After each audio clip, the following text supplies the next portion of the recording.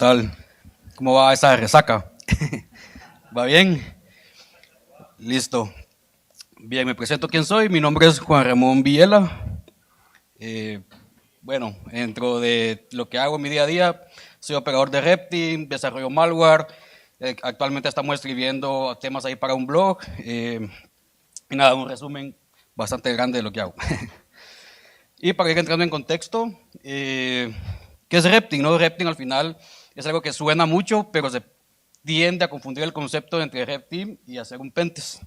Entonces, dentro de lo que hacemos en Reptim es tratar la manera de simular las técnicas y las tácticas que actualmente como se conoce, ¿verdad? Como lo vemos en Mitre, de lo que hacen los adversarios y tratar de simular sus técnicas para poder comprometer a una compañía, ¿no? De forma pues controlada y ética.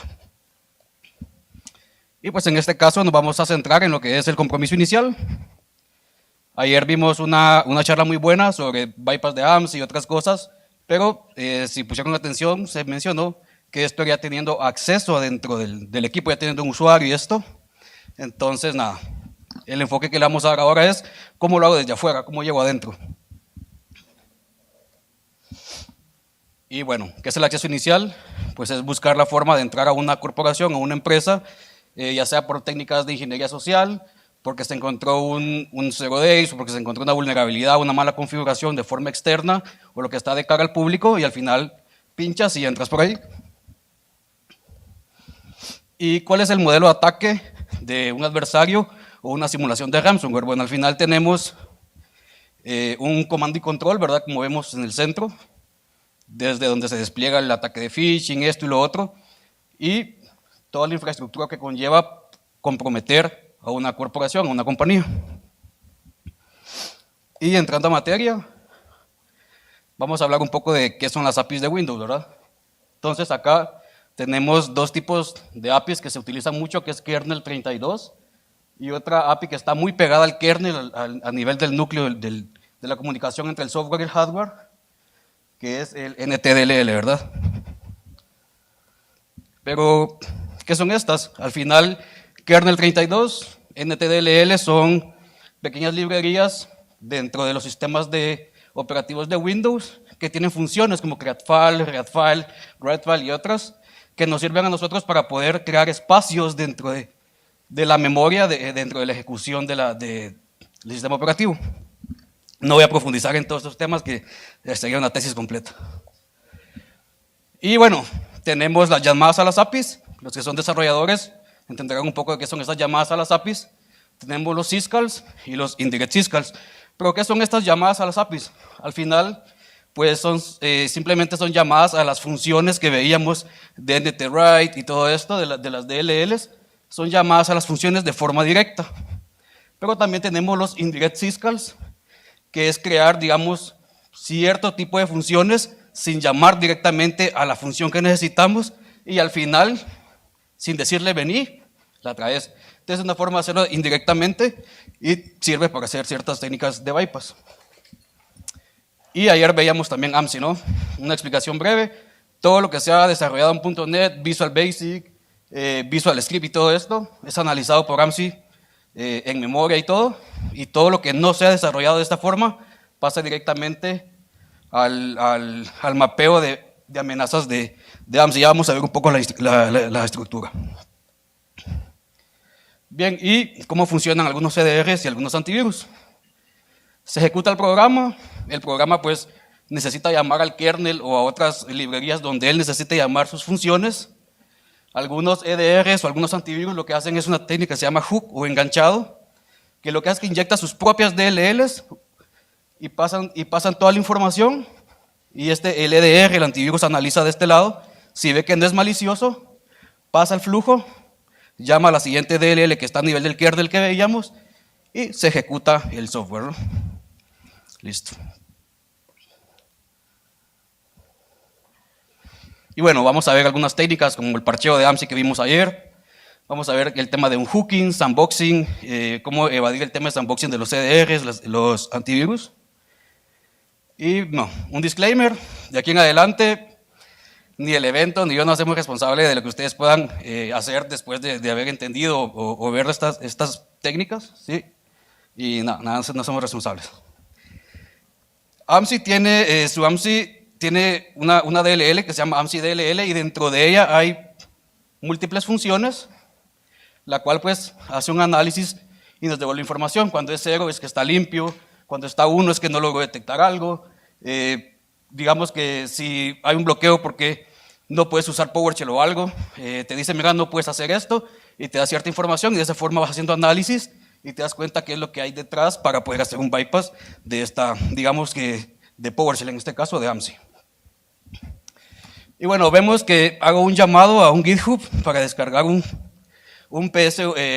archivo pues, ejecutable de PowerShell que es malicioso, y pues automáticamente es bloqueado, dice que fue bloqueado por su sistema antivirus, y se levanta del Defender de forma visual, se levanta una alerta, nos dice que no se puede ejecutar. Y entramos al tema del debugging. Entonces, ¿qué hacemos? Por ejemplo, yo ejecuto el malware o lo que quiera ejecutar, esto ya es a nivel, digamos, muy de bajo nivel, y empezamos a ver las funciones. Hablábamos que habían diferentes funciones. Aquí está el scan buffer, está el AMSI scan string, que es lo que hablábamos, que analiza el string y porque por la firma que lleva el string y esto pues se detecta y cosas. Bueno, así es como llega el malware sin avisar y se mete.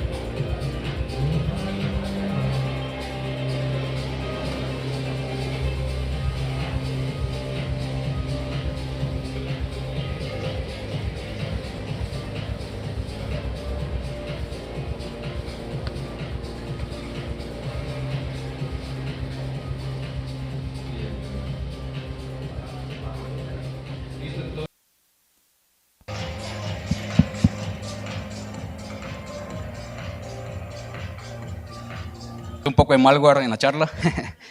Entonces, bien, entonces analizando cómo funciona AMSI, ¿verdad? Cómo funciona esto, vemos que después de que él hace todo su análisis y manda a llamar el scan buffer, el scan string, empieza a hacer análisis del binario, o sea, que vayamos a ejecutar, vemos que al final hay un return, ¿verdad? Una instrucción, un C3, eso es a nivel de assembler, digamos, y entonces te das cuenta de que al final de que hace todo el análisis hay un return y devuelve la información, devuelve los códigos que veíamos al principio, ¿sí? Donde veíamos que si decía clean, si estaba bloqueado por un administrador y esto. Entonces, ¿qué ven de diferente acá ahora? Dentro de la función que veían antes y la función que ven ahora. Vemos que ahora el return lo tenemos al principio, eso significa que cuando la DLL vaya a mandar a llamar esta función, va a estar neutralizada y no va a funcionar el AMSI. Y como ya se explicó, si no funciona, deja pasar todo, ¿no? Bien, que está acá. Y bueno, entonces venimos, hacemos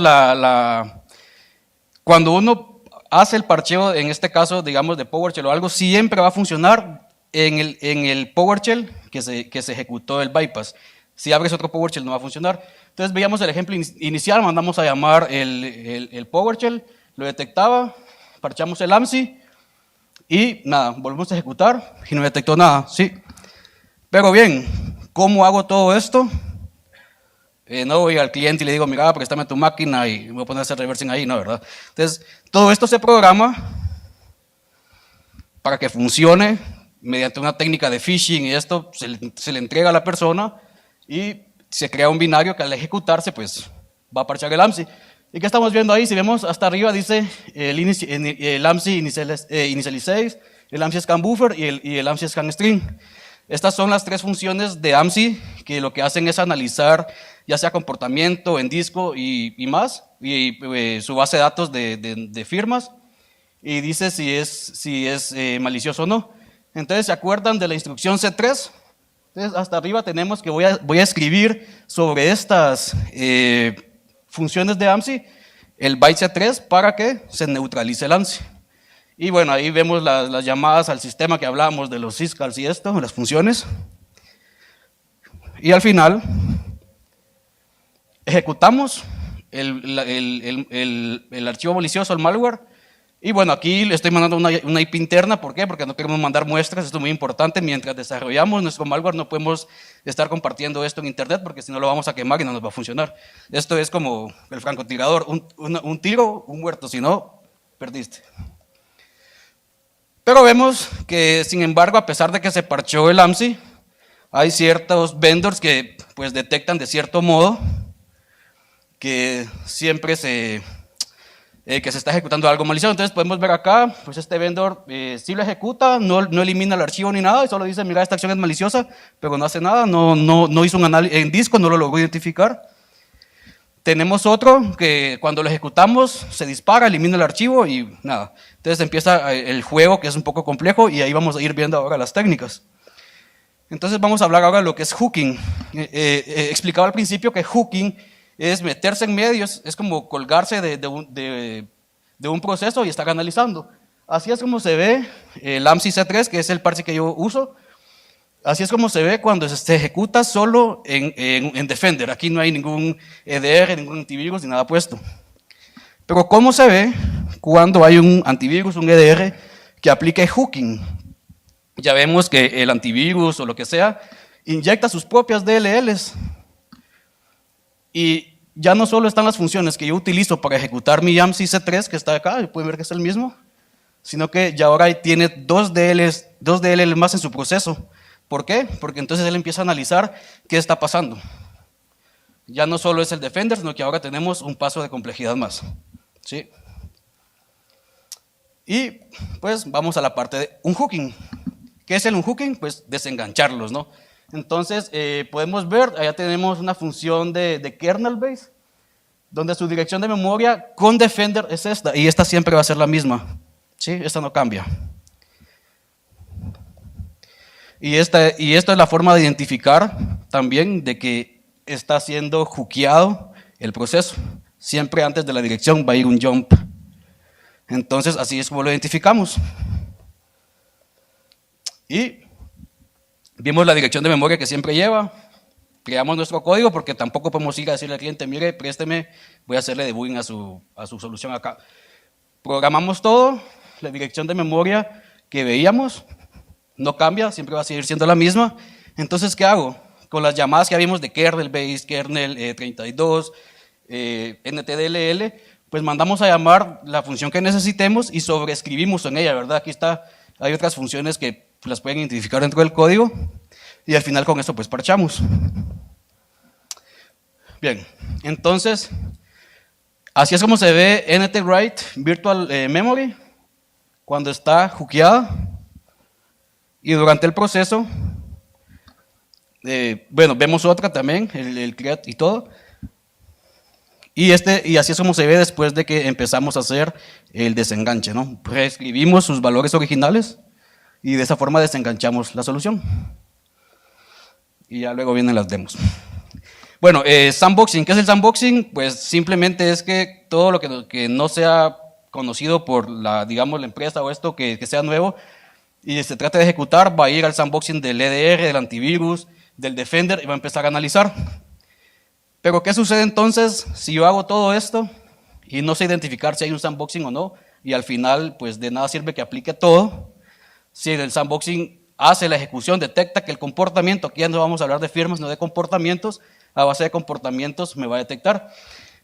Entonces, pues ahí programando un par de ideas, si el usuario da 30 clics en un minuto, es un usuario legítimo. No sé si ustedes han contado cuántos clics dan en un minuto. Pero si solo da 2, 3 clics y pasa el tiempo, sandbox detectado. Igual, ¿de qué me sirve? ¿De qué me sirve a mí ejecutar mi malware en un equipo que no esté dentro del dominio? Si al final yo lo que necesito es tener un acceso dentro del dominio y poder pues ejecutar mis técnicas y poder ya hacer todo el proceso. Entonces empezamos a identificar si está dentro de un dominio o no. Y pues ahí vemos, ¿no? En el principio dice el PC no está unido a un dominio, el PC está unido a un dominio. ¿Cómo identificamos esto? Documentación de Microsoft que nos dice, ¿verdad? Aquí pueden ver que si está en un join y esto, pues no está dentro del dominio y cosas. Entonces, es como lo identificamos. Y pues estamos nosotros actualmente, bueno, ya vieron ahí si lograron identificar las marcas, tenemos una investigación de varios antivirus y pues vemos que todos están conectados. Sí, CRAPSIA 2 es un desarrollo y una POC que se está llevando. Y pues vemos, ayer se hablaba que se mandaba todo por cookies y era bien complicado identificarlo. Hacemos el envío por cookies también, entonces no necesitamos COBOL tampoco. Sí, y bueno, vemos ahí que hay ejecución y hay algunos vendors que pues no nos detectan, ¿no? Y sí, ajá, y los XDRs es lo que todo el mundo tiene ahora y es lo que nos interesa. Pues no detecta, pudimos hacer ese bypass. No voy a explicar qué técnicas se utilizaron, ¿verdad? Y aquí podemos ver detección de sandbox. Sabemos que este es de dominio por el tipo de nombre, sabemos que este es sandbox por el tipo de nombre, que esto no creo que una empresa lo vaya a utilizar, sería muy difícil identificar a un equipo, entonces tenemos detección de sandbox, nos dice, mira, este es sandbox, el de arriba no, interactúas con el que te guste. Y ejecución en tiempo de ejecución sobre SXDR, ¿no? Otro XDR, que muy complejo, bueno, la verdad. Igual, tenemos ejecución y tenemos ejecución de comandos en tiempo de memoria. ¿Sí? Bien, y antes de eso voy a explicar, anteriormente se hablaba de firmas, se hablaba de otras cosas, pero ¿qué es lo que hacemos para, digamos, poder cambiar esa firma? ¿Cómo hacer que durante el proceso de inyección, porque aquí no mostramos el tema de cómo se inyecta, pero durante el proceso de inyección, ¿cómo hacemos que esto no se logre ver? ¿O cómo el EDR no lo puede identificar? Entonces, denme un segundo.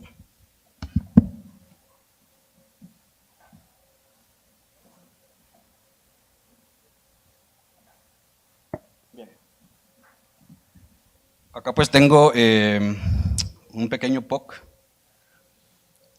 ¿verdad? Donde hago un intercambio entre todo el abecedario por símbolos y cosas raras. ¿Sí? Entonces, es una función que me sirve a mí para poder ofuscar de cierta forma el código y no identificarse. ¿Cómo se obtiene un shellcode? Usamos Donut. Donut pues, es una herramienta que extrae todos los shellcodes de cualquier .NET o C# que encontremos en Internet. Y al final, ¿qué es lo que se hace? Primero, pues se encripta el shellcode del binario en un short. Luego se pasa a un base 64 y como el base 64 me genera un string entre el abecedario, pues generamos ya el shellcode ofuscado. Entonces, ¿qué sucede cuando lo entregamos? Cuando entregamos nosotros un malware a un cliente o el objetivo que sea, no entregamos el malware completo, o sea, lo que entregamos es otro malware que lo que hace es mandar a llamar las funciones para que se ejecute en caso que cumpla con ciertas características que nosotros requerimos. Y ahora les muestro cuáles, como por ejemplo, ¿verdad?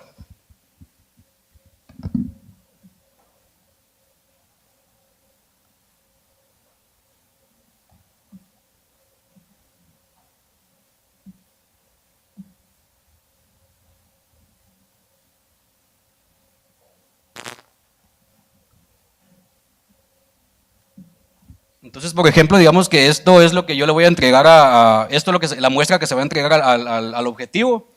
Yo pues levanto un servidor y esto, el malware pues esto está de mi lado, no está al lado cliente. El malware le saco su shellcode de esto, lo cifro, lo encodeo y luego lo ofusco. Y tiene que cumplir con una característica. Esto pasa para también análisis en el sandbox, ¿verdad?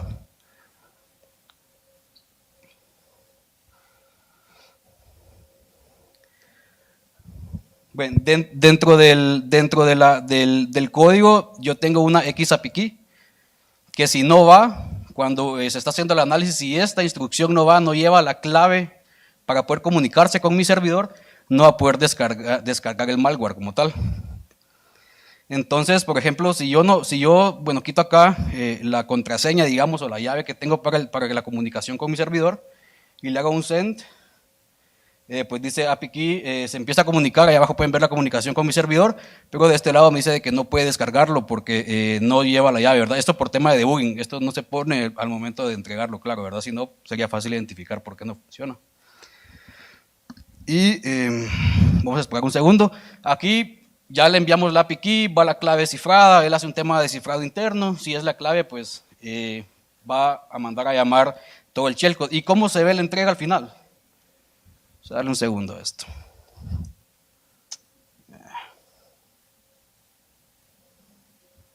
Vamos a esperar a ver si nos muestra aquí que está un poco pesado.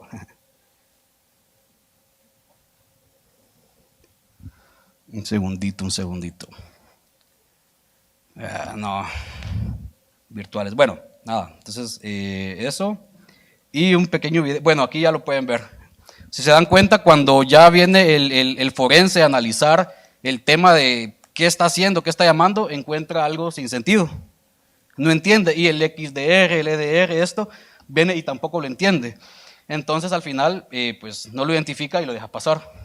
¿Sí? Y tengo acá un pequeño video. Está aquí el test VPN interno. No lo detectó en disco, se ejecuta. Está dentro de nuestra interacción, interactamos con él. Aquí va a decir Defender porque es un clon de la máquina y luego le pusimos el sensor. Y bueno, me regresa información de lo que estoy preguntando, ipconfig y todo. La 137, regresamos donde está el sensor. Vemos, para que vean que es la misma máquina, siempre que sale el Defender, porque les decía que un clon, y pues también la IP, no está el sensor ahí activo, y pues nada, no nos detecta. Y estamos ejecutando comandos ya dentro del equipo sin ser detectados con un pues, sensor puesto ahí, ¿verdad?